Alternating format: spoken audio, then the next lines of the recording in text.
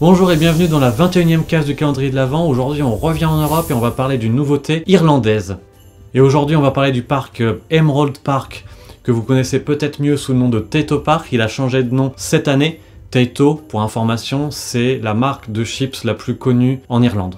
C'est un parc qui est situé dans les environs de Dublin, la capitale irlandaise, et qui est très similaire finalement au PAL. On a une partie zoo et une partie attraction mécanique. Le parc a été inauguré en 2010, mais pour nous coaster fans, il est plus connu depuis l'ouverture en 2015 de Cúchula Lane, désolé pour ma prononciation irlandaise, qui est un wooden gravity group de 30 mètres de haut, donc assez imposant quand même. Un autre point qui est intéressant à noter, c'est que le parc avait une affluence de 750 000 visiteurs avant 2020, ce qui représente plus de 10% de la population irlandaise, tout ça en moins de 10 ans, donc un beau succès finalement pour ce parc. On a donc deux coasters qui vont ouvrir l'année prochaine en 2024 dans ce parc, un STC, le Suspended Street Coaster, qui est donc l'évolution du bien connu SLC malheureusement, et un Family Boomerang Vekoma dans une nouvelle zone, Tír na nÓg, donc la zone de la jeunesse éternelle je crois.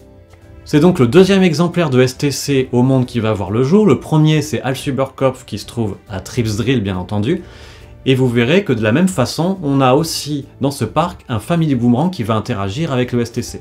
C'est un projet qui remonte à assez longtemps, depuis 2018 on en entend parler.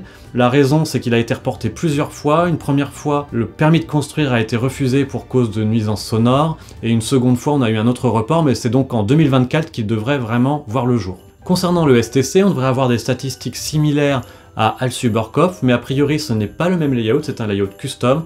On devrait avoir donc une trentaine de mètres de haut, 5 inversions et une vitesse de pointe de 90 km/h.